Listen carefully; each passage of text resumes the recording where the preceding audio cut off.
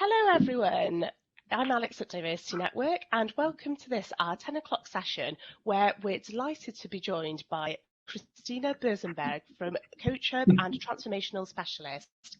So Christina is going to be talking to us today about how to create diverse and inclusive workforces with digital coaching. Really interesting topic, and I think we're going to learn a lot in this session. So thank you for joining us.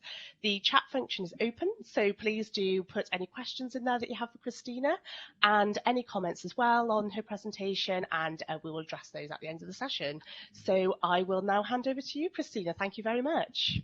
Thank you, Georgina, for the kind introduction. Happy to be here and talk to you about how to create diverse and inclusive workforces with digital coaching. As Georgina already said, I'm Christina Bersenberg. I'm a diversity and inclusion expert, but also, of course, coming from a technology business, I had my own share of experience with diversity and inclusion, or without diversity and inclusion. I'm over 25 years in the business as a manager, as a leader, but also as an executive coach and as a transformation expert. And happy to get into contact and do ask me questions. I'll be happy to have a very interactive session. Thank you. So what are we covering today? Maybe you can go to the next one. Agenda for today is let's create a case. So first thing is what's not working and why digital coaching can help to make it work, diversity and inclusion, obviously. And then we have a use case, and CoachHub developed a diversity and inclusion framework that we will share today. But let's start. Let's get into details.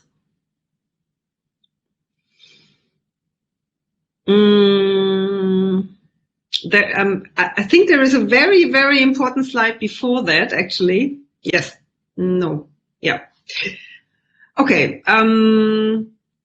We are aware of the issues, but progress has been very slow. I mean, we all know the numbers, and you see it on the screen now.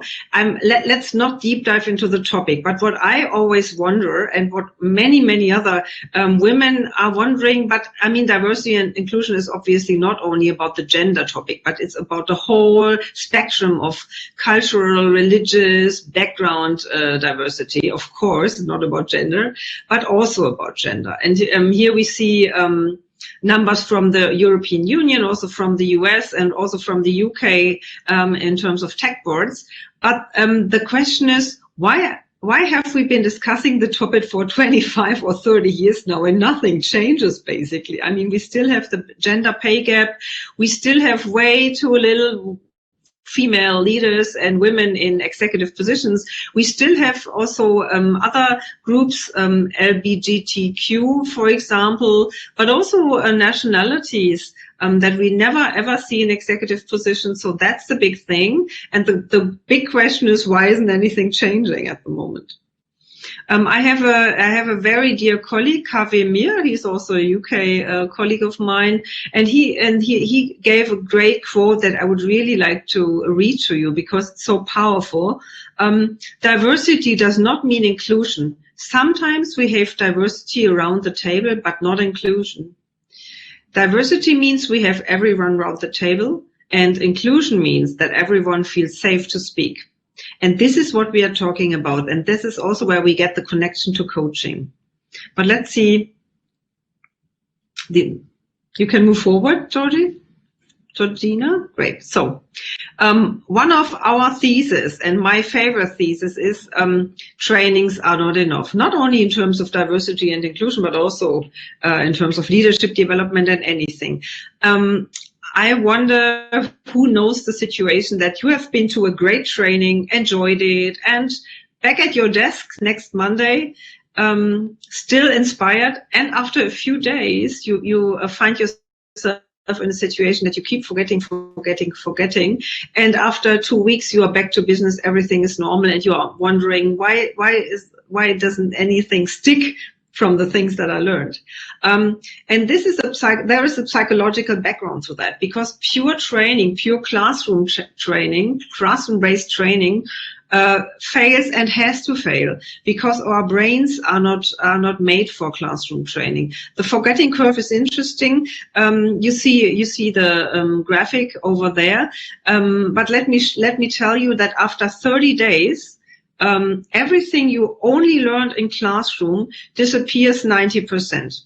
So 90% of the knowledge that you gained in a classroom training disappears. Of course, also true for everything you learned about diversity and inclusion.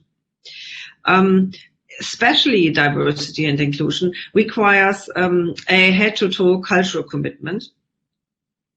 And especially over a large scale of the population of each organization. So in terms of values, in terms of opinions, in terms of tangible experiences, everything is important, and especially important in the operational daily business. So it's not about having a great classroom training, but it's about how do I transfer that into the real life.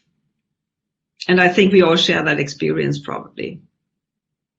The source, I get a question in the chat, the source of that,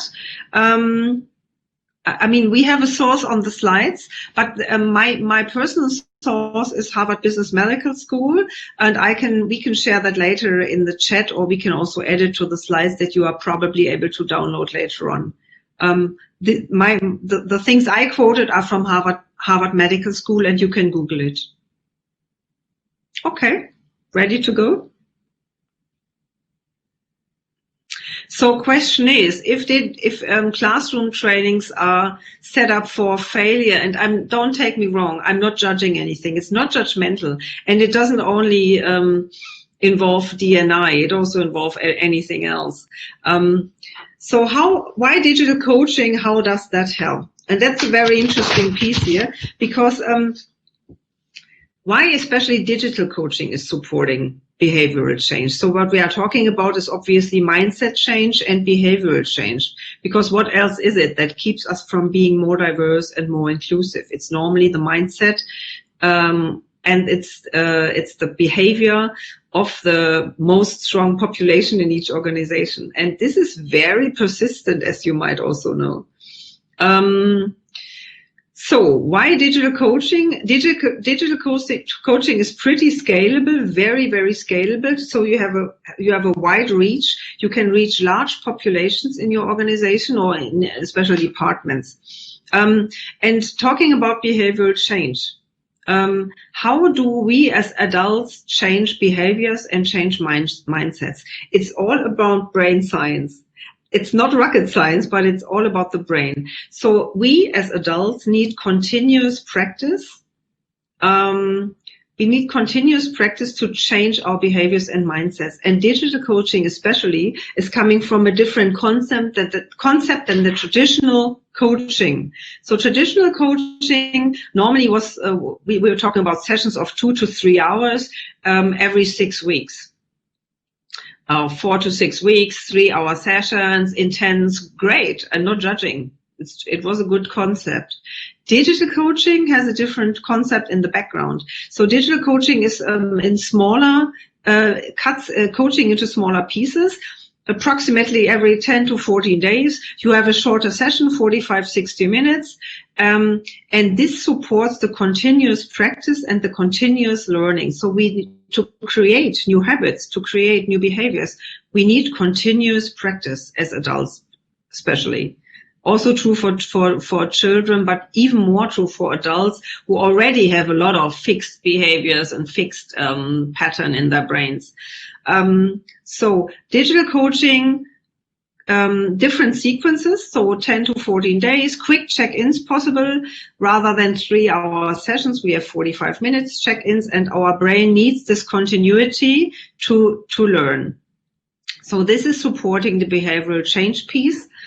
And the other thing is definitely around digital coaching is that digital coaching also has a huge impact on democratizing coaching. So it's highly scalable. So that's the reason why it democratizes coaching. So it's available for pretty everyone, also coming from a very, very different pricing setup.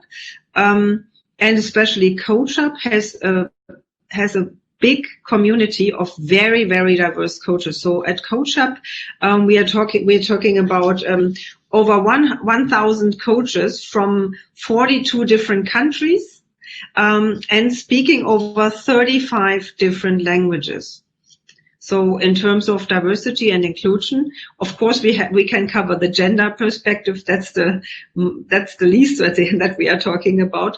But imagine 42 different countries, 35 different languages, and research also finds that we as human beings, we find it way easier to interact and identify with people who have similar backgrounds, similar values, similar belief systems than we have. And I mean, we probably know it all from our personal experiences. I mean, we are connecting pretty quickly with people who are similar to us. And there is also a huge base of research who covers this area of psychology. Highly scalable, that leads to a good democratization of coaching. So it's not only available for the top executive layer in your organization, but it's really scalable and really available for pretty much everyone. So it's easy to access, it's easy to use, and you can easily check in with a coach that also on a global scale probably speaks your language, probably has a similar background, and probably checks in with you on a frequent basis. So some numbers here from CoachHub. 91% of CoachHub users increased their self-reflection and awareness. Of course, that's the benefit of coaching. 84% of CoachHub users have gained new perspectives. And 96% of coachees see behavioral change after 12 months of coaching. And behavioral change, I'm coming back to my first point, behavioral change in the adult learning sector is the most important and the crucial and critical thing that we need for cultural transformations and that we also need for diversity and inclusion. Because imagine diversity and inclusion, if it fails because of our belief systems, our prejudices, and our behaviors. And to change that, as I said before, it's pure brain science. Of course, it's an openness and a willingness, but it's brain science. It's how does the adult brain learn? And digital coaching is highly supportive for adult learning. There is a question. Would you say that CoachHub solutions help parent to support transformations, including new D&I behaviors? Oh, yes. Yes, absolutely. We have a lot of case studies already around how CoachHub solutions helped to transform organizations and also organizational behaviors and predominantly organizational cultures. Because imagine, with several of our clients, we are coaching large communities around 300, 400, 500 people around the globe. And if you imagine 300, 400 people receiving great virtual coaching on a 10 to 14 day base, it's really cool because there is a lot of implicit change happen on an individual level that then impacts the organizational level and that then impacts immediately the organizational culture. So yes, coming back to your question, I would answer with a clear yes. It does impact the organizational transformation because of the scalability. Because it's highly scalable and it focuses on behavioral change and it supports adult learning. And remember what I said before about the forgetting curve. Digital coaching helps not to forget things. You can easily also combine it with classroom trainings. You can combine it with the running HR instruments. That's great. I'm not talking about abolishing any HR instruments that are hugely successful. It's just the combination and the deepening of the experiences that makes it so effective. Okay, I think we can move on. So what are your steps to take? What would be your next steps in terms of diversity and inclusion, obviously, although I'm so enthusiastic to see it in my eyes. It's also true for leadership development in other areas. But in terms of diversity and inclusion, of course, accelerate the development of diverse employees, and acceleration means scale it. You need to scale it to accelerate. Second, create a coaching ripple effect that develops an inclusive culture. And coaching ripple effect, of course, if you are rolling out digital coaching in a community of, you don't need to talk about 500 people, but let's take a department or take a part of the organization as your test area, probably. If you're rolling out coaching and digital coaching in a smaller area of your organization, you will definitely observe a ripple effect because it affects culture, as I explained before. Third point, start with key influencers across your organization. This is a secret, one of our top secrets. I mean, if you have some opinion leaders, if you have key influencers in place that you might know as HR or managers, it's always good to start with those key influencers as well, because they normally have the largest network. So build on the networks of your internal key influencers. And fourth point, make coaching proactive and strategic. So democratize it across your organizations and go away from this approach of only coaching top executive or top talents. I mean, this has been the strategy for 30 years now. Didn't work in terms of cultural change, didn't work in terms of diversity and inclusion. So our recommendation, also my recommendations after 20 years in the transformation business is definitely scale it and democratize it and cover every area of the organization. I think we can move on. So I promised to share an interesting new feature that we developed at CoachHub and with our behavioral scientists and scientific board members. CoachHub developed a diversity and inclusion framework, which consists of 6 basic focus areas. You can see 3 here, but I'll share the next 3 as well. And what is diversity and inclusion all about, and how can you apply these focus areas? So, of course, diversity and inclusion is about belonging, feeling part of something bigger, feeling part of an organization, of a team, of a community, so belonging to that. And this is what my dear colleague Kaveh meant when he said the sentence, I mean, bringing diversity or high diverse workforce around the table, that's not the big challenge. The big challenge is that that everybody feels enabled and safe to speak up. And belonging accelerates this safety of speaking up and accelerates also the feeling of I'm safe here. I can share my opinion. Somebody's telling us that you can't read the slides. At the moment we cannot do anything about it, but you probably get the slides afterwards. Second area of diversity and inclusion that is super important to cover is uniqueness. And I'm aware of time, and then also the area of fairness. Fairness means everybody has the same chances, also to involve into decision making and involve in get that innovative thoughts or perspective heard. And it's all connected. Feel safe to speak up. Uniqueness is a basic human need.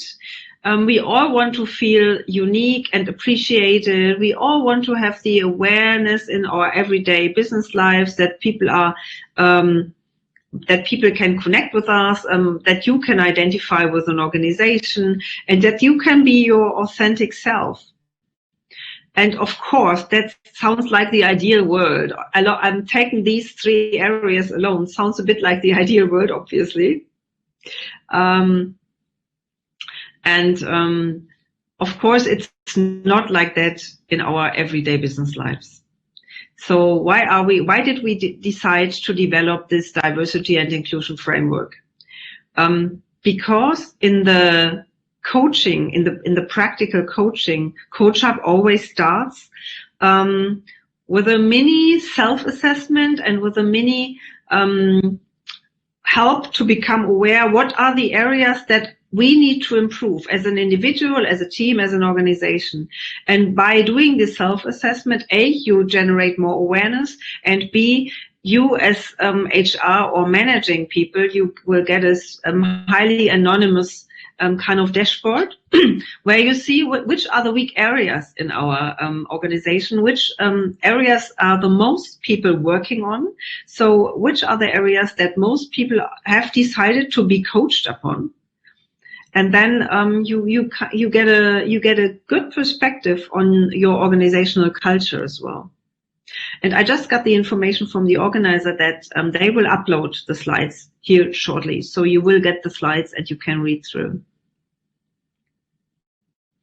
There is a question in the chat. How have you persuaded the executive leaders to understand the importance of inclusion and diversity? And how can we avoid being perceived as a fad?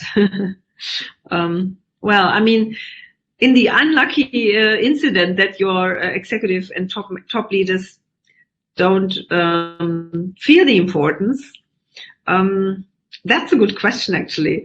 Normally, in times like these, where everything pops up in the social media and in the public environment, like all the discussions around the killing of George Floyd and all the discussions about a quota, European-wide quota for gender topics and so on, I think it's all over the place, the topic of diversity and inclusion. At least it's all over the place, and you can always forward articles from Harvard Business Managers or LinkedIn and see how that helps to maybe get the topic higher on the awareness scale of your top management. What I personally can share from my experience, when I was starting at my first leadership role, I was starting in an industry sector that is super male driven with Siemens in an international role. Siemens is an engineering company, as you might know, based in Munich, but with global rollout, global reach. And when I was starting there, I was always asking my executive managers who were reluctant to talk about diversity and inclusion, do you have daughters? And then build up the story around if they had daughters. You want to see your daughters in good positions or able to speak up? Do you want to see your daughters treated fairly? Do you want to see your daughters earning less than their male colleagues? So around this daughter thing, that was my entry, at least for the gender D&I topics. Okay, I just get some comments in the chat. Thank you so much for sharing. Maybe we can go to the next slide so that I can summarize the D&I framework that we developed. So the other three focus areas are flourish. Is everybody able to flourish in your organization, or is the culture supporting the flourishing and the thriving of people? And then also commitment. Is everybody able to develop a passion and perseverance in this organization, or is somebody constantly pushed away? Of course, that doesn't lead to a lot of motivation.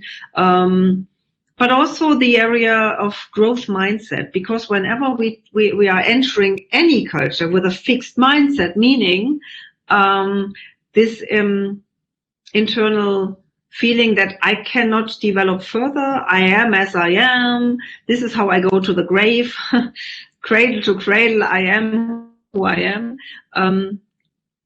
that doesn't work. So by virtual coaching, by digital coaching, because it has a high frequency, because we can do it more often than this 3 hours every 6 weeks, you can slightly develop a growth mindset. Growth mindset is highly important if you want to reach a cultural transformation. Growth mindset just means that everybody has this feeling of, I can grow no matter how old I am, no matter how long I've been with a company, but I am able to grow, I'm able to change, I can change my behaviors, I can change my mindsets, it's not fixed. And the sixth area is empowerment. Is everybody in the organizational culture, is everybody feeling empowered? Is everybody ready to go? Is there hope that you can push forward, that you can realize your targets, that you can realize your dreams, also the things you want to achieve in your life, but also in your business life? And also in this area of empowerment, we find things like resilience and optimism. So this D&I framework is used in in cases where companies explicitly said, with CoachHub or with digital coaching, we want to develop our diversity and inclusion.